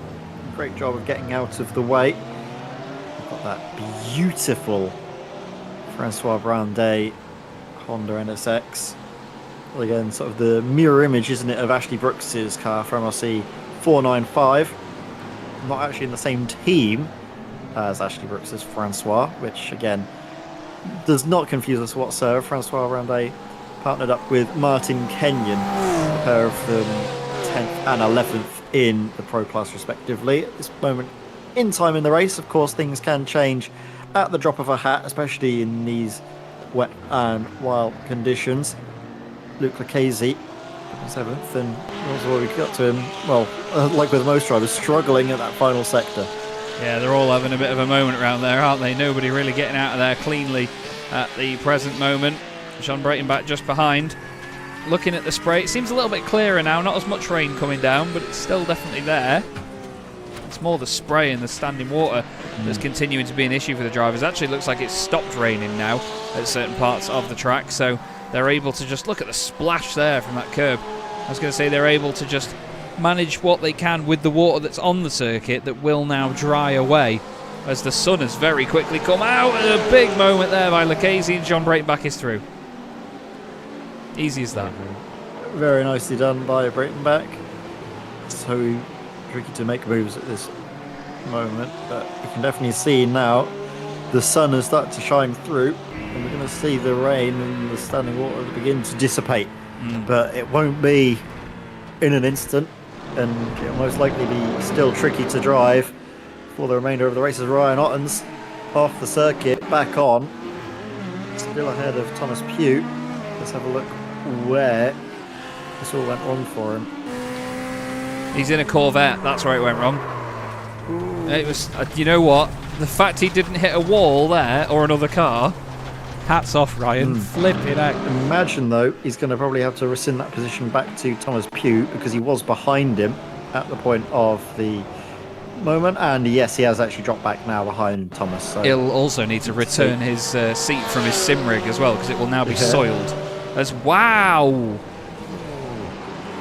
the car just completely gave up on John Breitenbach there. Wow, it just goes immediately, just without warning. That really went around, didn't it? Yeah, for saying how good the Porsche is in the wet, well, that doesn't seem to illustrate that point too well. Even though we do have currently Porsches in the top 3 of both classes. That was class leader. This might not be the case. Is he going in the pits? Yeah, he must be. He's had a bit of a lively race, so I wonder whether he's got near the incident limit because he was ahead of Jack Wyborn. I don't know how he did it, but we're going to have a look here. Where is Laurent de Dapper passing Jack Wyborn? Here.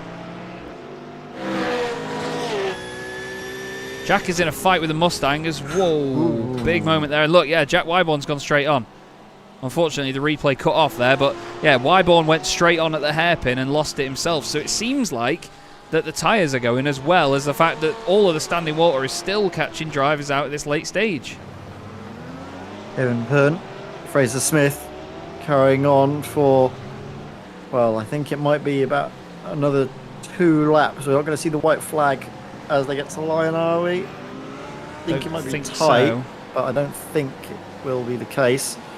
Luke van Gortel currently holding on to that 3rd place ahead of Thomas Pugh, who is 8 seconds back, so not necessarily a close fight for Luke to have to worry about.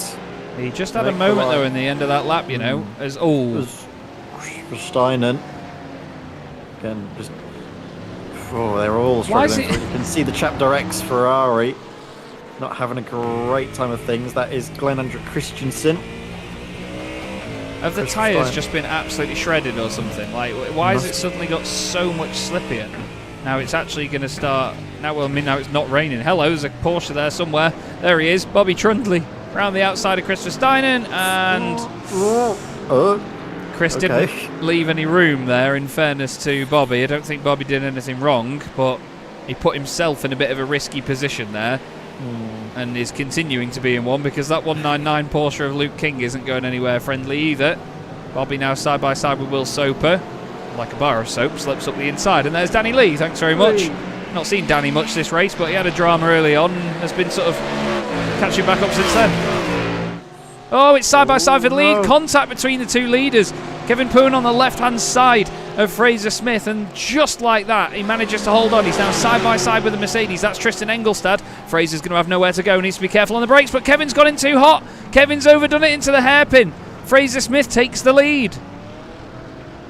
You hear me? That was because he was braking on the rubbered in line. There's contact, and as Tristan Engelstad hit the incident, he just seemed to vanish there. I'm not sure if he's back up and running, but it looks like Tristan Engelstad has hit the incident limit. Potentially has. As we switched away, though, at my end, it might have been something to do with that, as, yeah, Poon just goes straight on, and then Fraser goes through, but then I think he just expects the Mercedes to disappear. Engelstad does disappear. And then it does disappear. Yeah, he does, yeah. That might have been the incident limit for him. Oh, dearie me. That's not gonna, Fraser went off as well. Let's go back live. That's a good idea. Right, Fraser Smith leads the race. 2.3 seconds ahead of Kevin Poon. That's come down by another half a second, I can tell you. It will update on the timing screen on your left shortly. But currently, Conehead Racing, Fraser Smith leads this race. Jack Wyborn is back in the lead of the Pro class. Second place is Bobby Trundley. Nick Stubb next up. Alex Fretwell not on to take a podium place, unfortunately, at the moment, which would be gutting because he led so well early on. But Fraser Smith is just a few corners away from winning this, but he just needs to be careful now. He's got traffic. Very damaged Lamborghini there.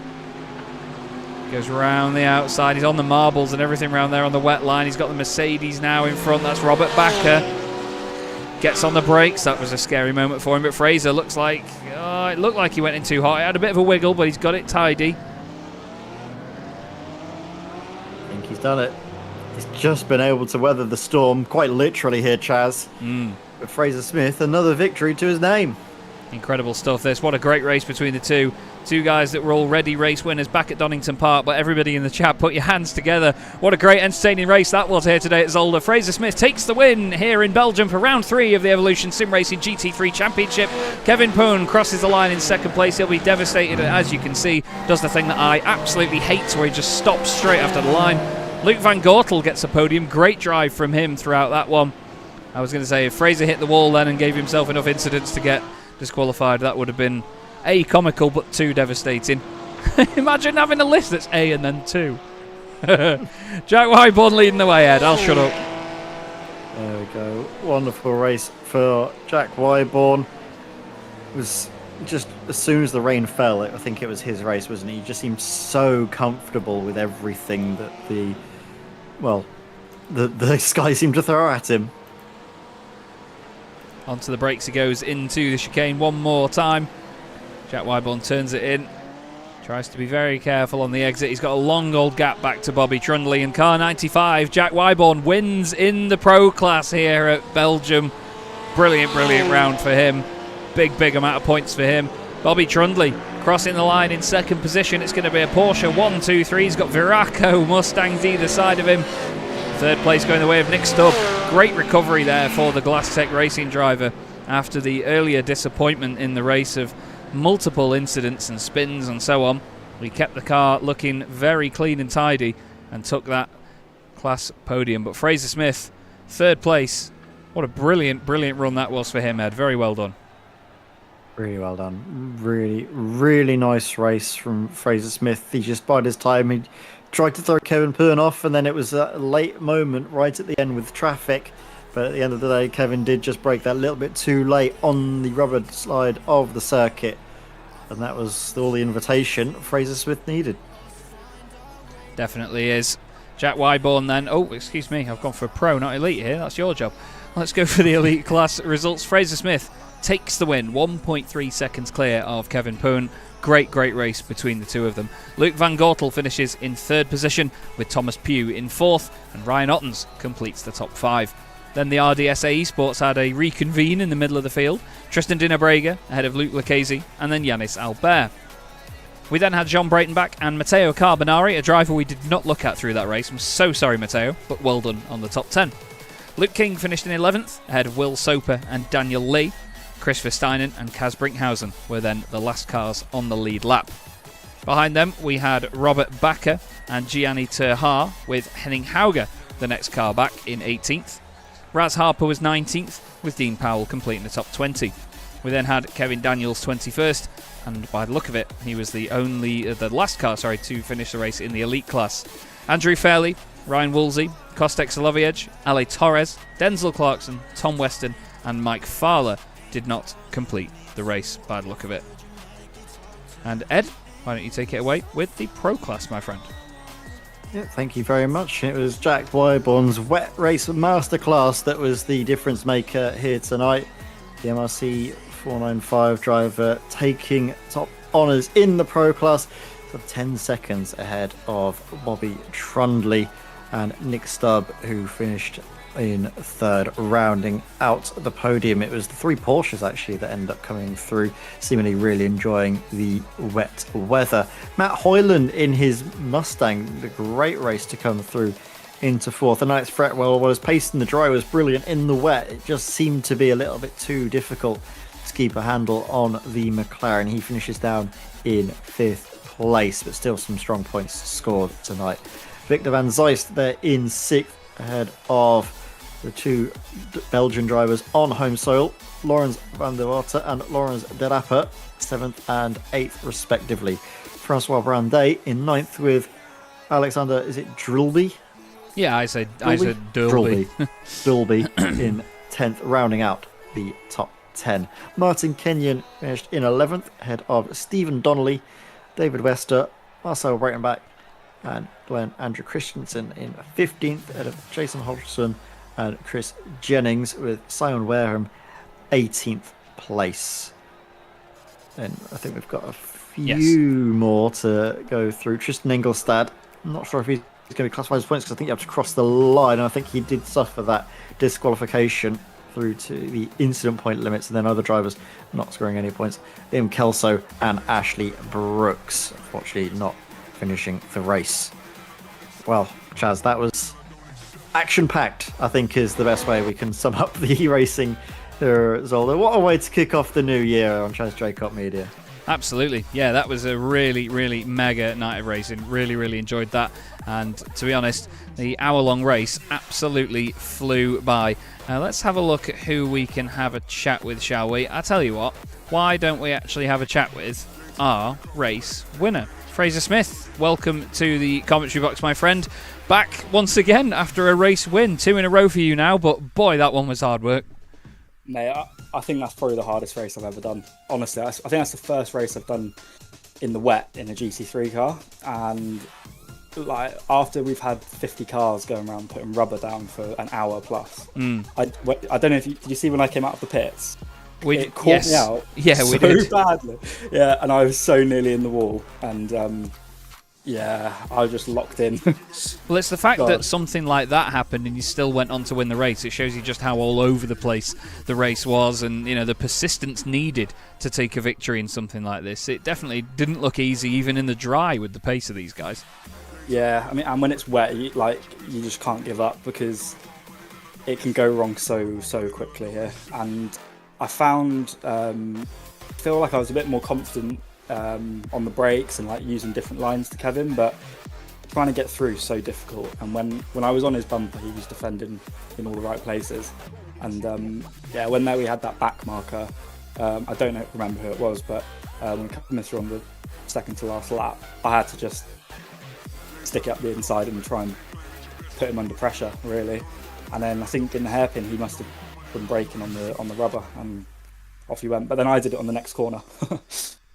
Well, it certainly worked out for you, mate. And like I say, 2 wins on the bounce. Now you must be full of confidence ahead of the next round of the season, especially as now the season is pretty much flat out till the end. Yeah, can't wait. I mean, this is really nice championship. Everyone's really close, which is what you want, isn't it? So definitely. On to the next one. Indeed. Anyone you'd like to give a thanks to before you go, Fraser? Yeah, yourselves, and for the broadcast, all the organisers. I've got a load of my mates watching. Grace is watching. Dad's watching. There's loads of people. Well, they certainly love you in the chat, mate, and it's been fantastic to see the support. So thanks once again, Fraser, and hopefully speak to you at the next one. Enjoy your evening. Hopefully we speak next time. Cheers, mate. Bye.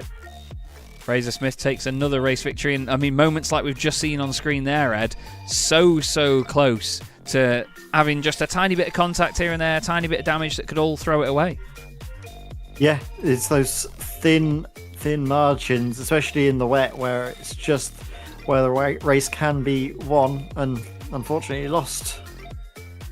We're going to have a look now at the next driver we can speak to, and I'm delighted to say that we can have a word with our pro class winner just outside of an overall top 10 as well. Jack Wyborn in the chat. Jack, congratulations on your class victory, mate. You must be over the moon with that one. Oh, I really am. That was fun, stressful, everything. Yeah, my girlfriend says that to me a lot as well. But I tell you what, the conditions changed really quickly, didn't they? Because one thing we always see on iRacing when there are changeable conditions is it takes a bit of time to bed in, but it was like a tidal wave hit Zolder, wasn't it? Yeah, it was mental, to be honest. I sat there, I was like, oh, I've got a couple of laps before I need to pit. I'm fine with fuel. And then all of a sudden, I was like, there's spray coming up everywhere. And I was like, oh, I need to pit soon. And I'd have waited for Alex to pit, to be honest. I was going to say, was there much sort of reflecting what other people were doing strategy-wise, or was it a case of just stick to what you want to do? It was sort of more, if I follow Alex, I know he's quite safe, and I think he'll have more of a gauge on it than I did. So I sort of thought, yeah, that was the lap to pit. I almost followed Giannis in the lap before, but I thought I'm going to do another one and just see how it goes. But yeah, it was very tricky. Certainly looked like it. Wet. Certainly looked like it. Now, last time we saw you in the Ferrari in previous seasons. What inspired the change to the Porsche? Well, before Donington, I was done practicing the Ferrari, and then I thought I'll just try the Porsche, and I sort of instantly was quicker. And then I went back to the Ferrari and managed to match it. So I was like, I'll stick with the Ferrari, and I thought, this is horrible. And then I went to Zolder and done a few laps in the Ferrari, and then jumped back in the Porsche again, and I was about 8/10 quicker a lap. So that made my decision there then. I was going to say it's certainly a car that has looked stable before, but it can be driver dependent. So it's been interesting to see it either way. Is there anyone you'd like to give a shout out to before you go, Jack? I'd like to give a shout out to Ian, who was in the lobby spotting for me. So he was very helpful with the wet and what to do and all that sort of like. So yeah, I'd give a big shout out to the race spotter from Wish, we call him. As it starts raining and then he just says it's raining and that's it. Yeah. And that's all you get. Yeah, it's wet now. Yeah. There's a crash, but that was about 30 seconds ago. Yeah. You know. There was a crash at the opposite end of the circuit, that sort of thing, yeah. Yeah, stuff like that. Well, very well done, Jack. Enjoy the rest of your evening and hopefully we'll speak to you again as the season goes on. Cheers. Thank you very much. Cheers. Cheers. Right then, who else can we drag in to have a chat? We'll actually go for, let's have a word with Will Soper from Conehead Racing. The Hello, second one that we're speaking to tonight, actually, from Conehead Racing. Will, you obviously stood out in that race because of the livery, but you had a hell of a drive through the order, actually. It says on my screen here you gained 18 positions, so you must have quite the smile on your face. Yeah, 31st to 13th on track. I was pretty stoked, to be honest. I really enjoyed the wet. I was going to say that's the key thing. Are you one of these nutcases that enjoys wet racing, or do you prefer the drive?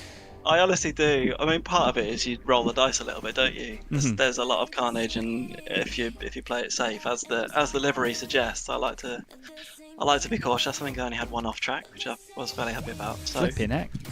yeah, that in the dry is impressive. Well, but that shows you why I was so far off the pace. I hadn't done enough practice to be up with the top guys this week, but I thought if I get my head down and play it safe. I couldn't believe it when I looked down and saw my relative that Danny Lee was behind me. I don't know if you've spoken to him yet, but that was pretty wild. He was one place behind me on track, so. It's always a pleasure to share the circuit with Danny. He's a lovely bloke, but I'll tell you what, he's scary fast, bless him. But yeah, it's always great to share the circuit with people like Danny when they've got such a presence as well. But Absolutely. I mean, it's been a bit of a contrasting start to your season with the first two meetings, but now it's flat out until the end. So how are you feeling confidence-wise for the rest of the season? Mixed, to be honest. I have a feeling I might need to. Personal reasons, I might need to mix VIR when it's the next wet race. Oh, it's all right. That place is awful anyway. In the wet and all. Oh, in the wet. I don't know why they've done it. I don't even want to broadcast it. I've told James. But I'm going to land in the wrong state, I think, is what's going to happen. I'm genuinely gutted to be missing it. I think I won't be able to make it. But other than that, yeah, I'm feeling pretty pumped. Few tracks I need to learn, but yeah, it's a good start to the season. Feeling pretty happy. Well, we certainly look forward to seeing how you get on in the rest of it, Will. Thanks very much for hopping in for an interview. Is there anyone you'd like to give a shout out to while we've got you? Cheers, Chaz. Appreciate it. Yeah, I just want to say hi to my kids. They're watching. Maria and Charlotte, they stayed up late to watch the race. They're very excited. So, and also a big shout out to James, Rob, Joe, all the admins for the work they do putting this together, and yourself for a fantastic broadcast. Appreciate it. Thank you very much, Will. Absolute pleasure to speak to you, mate. Enjoy the rest of your evening, and we'll see you soon. And you. Thanks, bye. Cheers. What a great character Will Soper is. And again, this is one of the things that we love. When we speak to drivers and teams and people that are new to us as broadcasters and commentators, like we unlock these brilliant characters that we get to see, and it's just great. Absolutely great to have that. But obviously Will very happy as it sounds, and his teammate even happier with a race win tonight, Ed. Yeah, it's been a really great evening for Conehead Racing, hasn't it? Obviously, they've both been enjoying their races wherever they are. Will Soper having that brilliant move up, that great moves sort of up through the field from where he was, eventful. And yeah, it's always great to hear the drivers off the back of a great evening's worth of racing, especially when we've enjoyed it so much in the comms box as well. I think this was a really great way that the drivers were able to sort of navigate compared to, I think, earlier on where we saw a few sort of more questionable moments. I think tonight it was definitely a lot more clean out there. It absolutely was. Really, really solid night of racing, and especially with the conditions as well. We hope you've all enjoyed it as well. Everybody in the chat, thank you so much for getting involved. It's been a really solid night of it. Thanks once again, Ed. Thank you to the championship sponsors, GP2 Group. Thanks also to Kame and Keenan Eco Energy. And, of course, all the wonderful people behind the scenes at Evolution Sim Racing. Shout out as well to Joe Glass and Dara Thacker. There is also a B split of this championship. Don't forget that you can go and watch back on the Evolution Sim Racing YouTube channel, so go and make sure you check that out as well once you're done watching us here. But from me and Ed, thank you so much for watching, and we'll see you in a week's time when we head to Road America. Have a great night.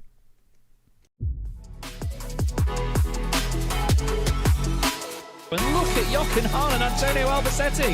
The two of them go flying through the right-hand side, then the left-hand side. Jochen Hahn around the outside, and Lucas Hahn, no father and son, come together on the exit of turn one. And the best thing about this is the fact that it's still a 15-minute sprint race. It's not extended the time of the race. It's still just like, it's going to be, 7 laps as well for it. We get to the real nitty-gritty of motorsport. Cranston and Smith are side by side for the title in the very final race of the season. So they go back up the hill towards the Schumacher S. Nils Core clips the back at 10. Simon Povey clips the side of Nils Core. They go over the hill and Povey's around. Oh my god, that's going to definitely be the thumbnail when it hit me in the right direction. Thank you so much. 23 cars.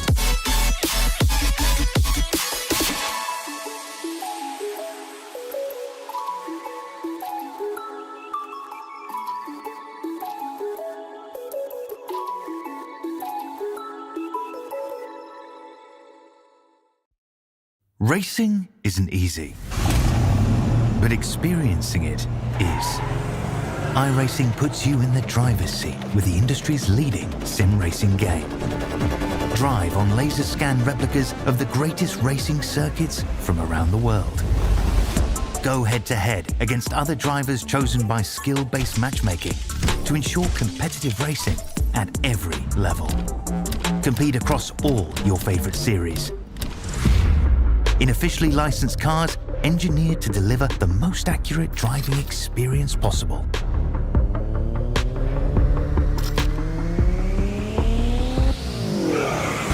Join a race or host your own with players from across the globe. Race against the computer or in a league with friends. Feel the thrill behind the wheel. Visit iRacing.com.